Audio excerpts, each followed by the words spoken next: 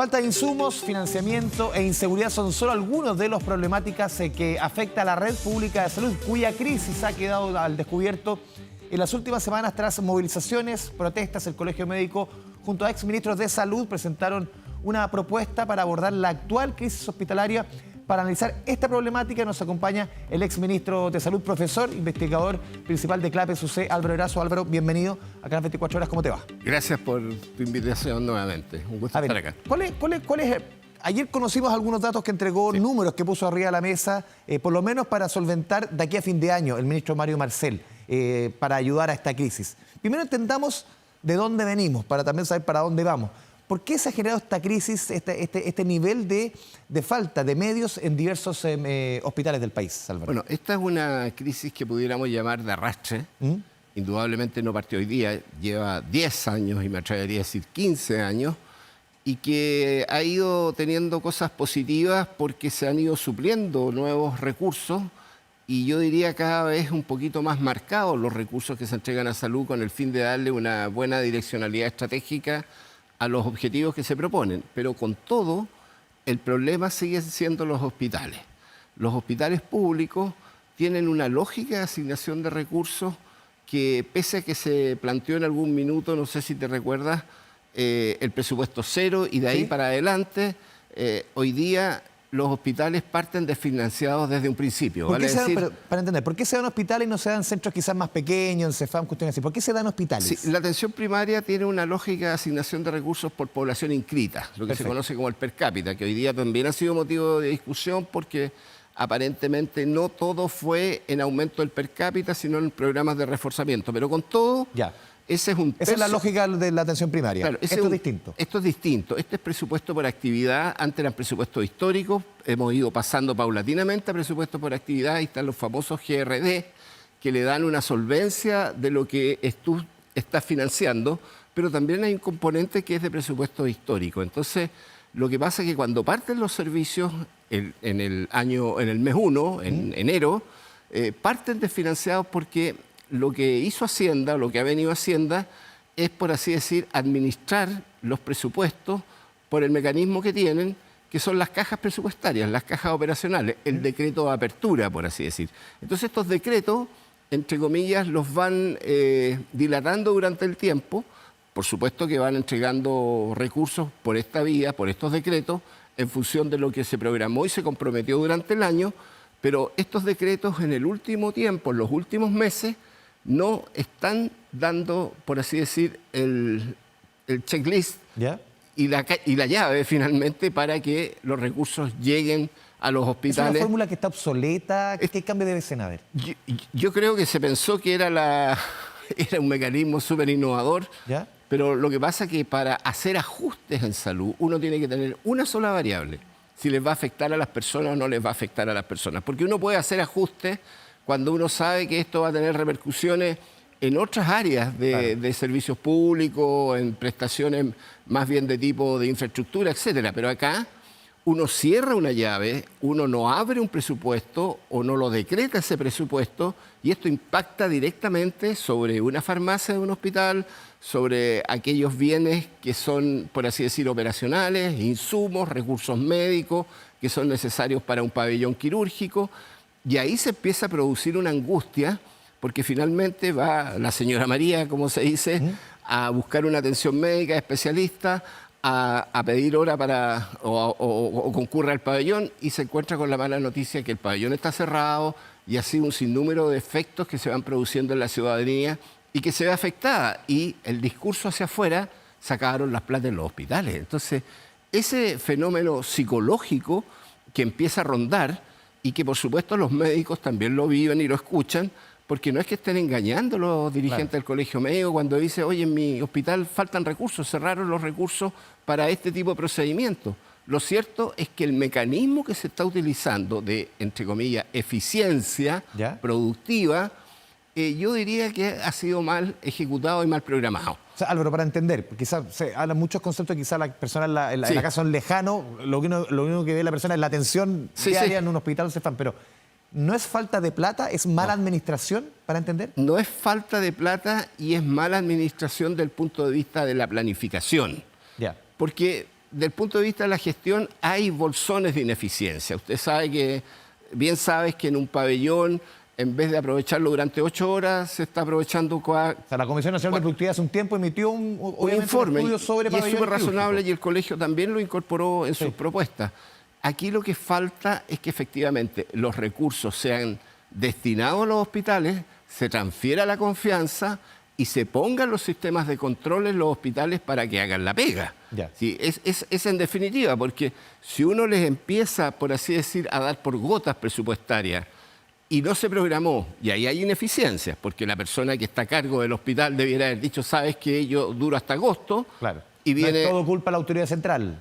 Por supuesto, esto es de comunicación directa, por eso digo, aquí fallaron varios sistemas de control.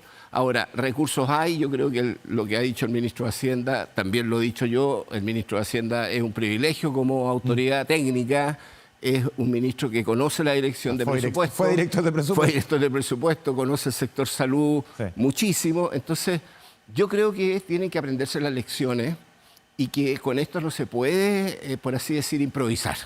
No, los sistemas de salud requieren una cirugía mayor, eso es cierto, pero sobre este nivel de gasto operacional no se puede improvisar, porque decir que las platas se acabaron en el hospital de Valparaíso, a mí me parece un error imperdonable. Álvaro, ¿qué significa en la práctica las medidas anunciadas ayer en entrevista con Mesa Central de Canal 13 por Mario Marcel? ¿Qué significa en la práctica? ¿Hasta cuándo te da oxígeno, usando un poco también la jerga médica? Mira, en la expansión son 657.000 millones de pesos que están en la ley de presupuesto. Son 600 millones de dólares. 600 millones de dólares, pero que todavía no están aprobados. Sí. Están ahí, la comisión los tiene por aprobar. Lo que dijo fundamentalmente el ministro de Hacienda es que están buscando reasignaciones. Ya. Las reasignaciones son coyunturales por lo que yo le escuché, porque además se da en un marco de reasignaciones globales del presupuesto fiscal de todos los ministerios.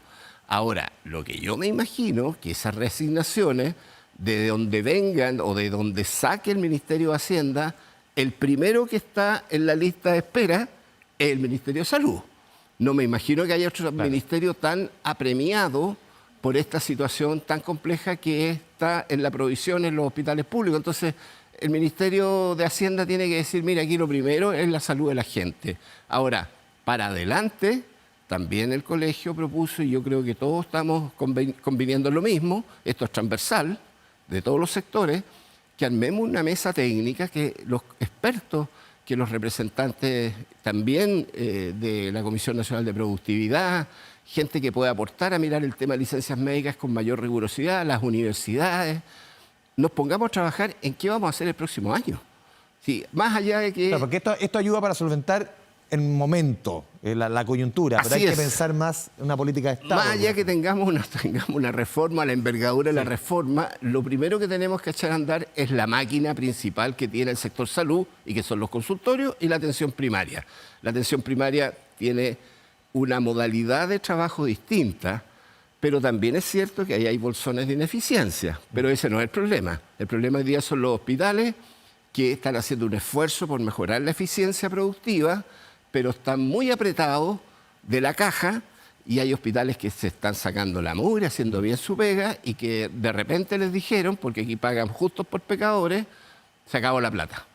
Y muchos de ellos probablemente van a tener que hacer reasignaciones, los que han hecho bien, a otros que lo han hecho mal, porque hay que ayudar a esos que lamentablemente se quedaron sin caja presupuestaria para operar durante el día. Sí. Álvaro, en el fondo, ¿cuál es la propuesta de ustedes? O sea, tú has participado con otro ministro de Salud, también centros de estudio, el mismo colegio médico. ¿Cuál es la propuesta de fondo que ayude a esto a enfrentarlo ya como una política de Estado?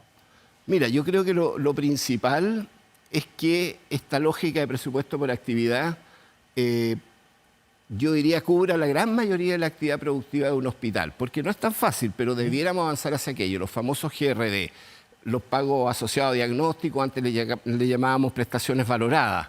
O sea, que todo lo que está en la producción, la gran mayoría, porque no todo puede caber, digamos, por así decir, a lo mejor algunos temas como son servicios externos, no caben, pero la gran mayoría de la actividad financiera operacional tenga estos parámetros de medición y que son ex post, ¿ya? que no sean el 70%, sino que el 100%. En segundo lugar, que yo creo que es donde estamos fallando, es que los sistemas de control, de monitoreo sean estrictos y en los sistemas de información financiera sean estrictos. Hoy día existe una modalidad que es el SICFE, el Sistema de Información Financiera, que lo lleva el Ministerio de Hacienda, lo comparta. Lo compartamos con el Ministerio de Hacienda, el Ministerio de Salud, los directores de servicios, y ahí se junten, se sienten y acuerden efectivamente si se están cumpliendo o no se están cumpliendo los programas de salud, porque hay que ver si se están cumpliendo las listas de espera, los programas de cirugía, los programas de alta complejidad. ¿Eso se puede monitorear? ¿Se puede cumplir? Sí, se puede monitorear.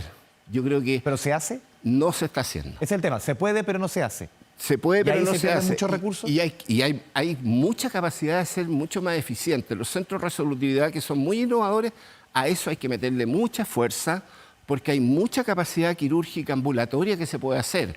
O sea, las cirugías vasculares, claro, el tema de ojos, digamos, las famosas operaciones que tenemos de ojo que son rápidas, cataratas, un conjunto de cirugías que yo te diría son el 70% de las principales cirugías del país, las podemos externalizar a estos centros de resolutividad e incluso hay algunas, me atrevería a decir con claridad, que se pueden hacer, muchas, por ejemplo, procedimientos exploratorios, las ecografías, también las mamografías, en la atención primaria. Entonces, hay que sacar toda esa carga de gasto y de procedimiento, operación, que de alguna manera atrofian la actividad central estratégica de los hospitales hacia la periferia donde hay capacidad instalada, donde hay capacidad también acreditada. Claro. Eso es súper importante. Álvaro, esto que estamos conversando, todas estas dificultades, ineficiencias, ¿también son el corazón de la discusión de las listas de espera? 2,5 millones de personas esperando por una intervención quirúrgica, por una atención de algún doctor. ¿Ahí está el corazón un poco de la discusión o parte vertebral de la conversación? Sí, yo diría que lo primero es el auge, GES. Ya. O sea, lo que es GES se acabó. Eso no puede ser. Eso, en definitiva, se tiene que resolver mañana. Se tiene que responder sí o sí. Sí, porque esa es una ley. Hay un compromiso del Estado. Y yo creo que se está hundiendo la credibilidad porque todo lo que es GES no puede uno empezar a dar explicaciones. ¿Ah? Lo primero, ya hay garantía, lo dice el nombre. Garantía explícita, la gente puede concurrir a la superintendencia o a los tribunales. Si el día de mañana también los usuarios de FONASA pueden ir a los tribunales de justicia para decir no se cumplió lo que me comprometió el Estado chileno. Claro. Lo otro es toda la producción quirúrgica. Ahí hay muchos paños que cortar. Y creo que tenemos la capacidad, que aprendimos en el auge, público-privado, costos reales, no negociaciones que disparen los costos a cualquier lado. Con buena supervisión, yo creo que en 3-4 meses esto se va a tender a normalizar y los resultados van a ser muy exitosos, por lo menos tranquilizadores. Creo que eso es lo que tenemos que tratar de hacer, pero para eso necesitamos voluntad política. Si no hay voluntad política, no hay poder de avanzar. Sí, Álvaro, ¿cuánto compromete esto también otros elementos que son más estructurales de propuestas del gobierno? Por ejemplo, la reforma de la salud, el fortalecimiento de FONASA. La misma gente de FONASA te lo dice, o sea, no Vox Populi, pero sí, te reconoce que, por ejemplo, con la nueva modalidad del nuevo seguro para que gente que venga a ISAPRE se atienda a través de FONASA, se puede responder en lo ambulatorio, no en lo hospitalario. Entonces, sí, en el fondo, ¿cuánto de esto que estamos conversando también sé que se soluciona o se busca una vía de solución puede también ayudar a que esa propuesta de reforma de salud del gobierno, de reforma a FONASA, de reforma al sistema también privado asegurador, pueda ser lo más viable? Porque para muchos hoy día no es tan viable, para el sistema asegurador no es algo que sea atrayente. Tienes toda la razón, ese es uno de los problemas. Y yo diría, en la modalidad complementaria, de cobertura complementaria que está licitando con seguros privados FONASA y también ha sondeado a los prestadores, hay cierta reticencia, ya sea por el valor de la prima. Claro, tienen que comprar el paquete completo. Porque hay que comprar el paquete completo. Esto sí y esto no puedo exactamente, elegir. Pero te voy a dar un dato, fíjate que es tangencial. Las proyecciones de gasto de inversión de las clínicas privadas para el próximo año es de 7,5%. O sea, es un sector que está mirando positivamente lo que viene. Ahora, creo que hay que darle mayor garantía. Me decía la presidenta del Colegio Médico que ellos han hablado con el FONASA respecto al tema de los aranceles y creo que el FONASA está adaptando, mejorando su propuesta.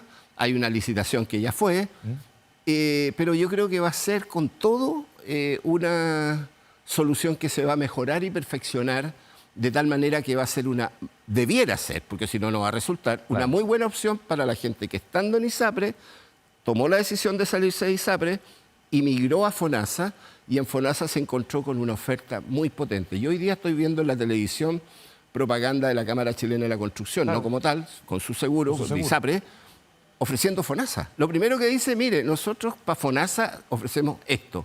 Y eso es una tremenda señal, es una muy buena señal de que el mundo prestador en Chile quiere hacer alianza estratégica con el sector público. Y yo espero que eso pueda difundirse.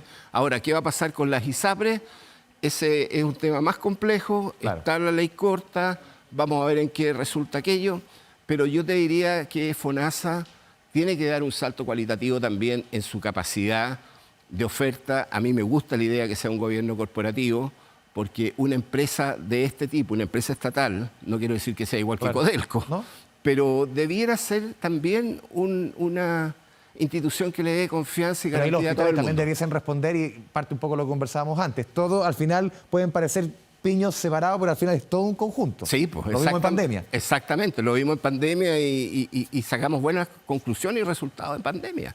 Fíjate, tengo que contarte una sola cosa. Yo estaba en el Consejo COVID y en la última etapa, cuando ya estábamos con el agua hasta el cogote, como se dice, nosotros estábamos viendo la posibilidad de aprovechar la capacidad instalada de los CEFAM, con mayor capacidad y más actualizado en su infraestructura, para instalar camas intermedias. Porque decíamos, bueno, ¿y qué pasa si se nos acaban las camas críticas en los hospitales?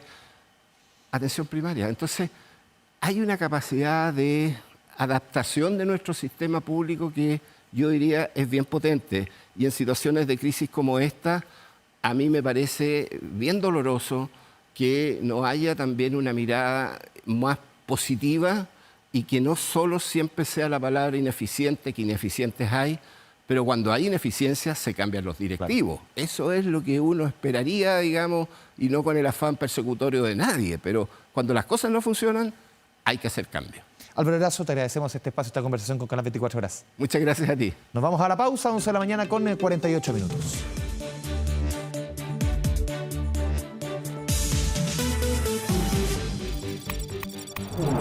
La mañana informativa.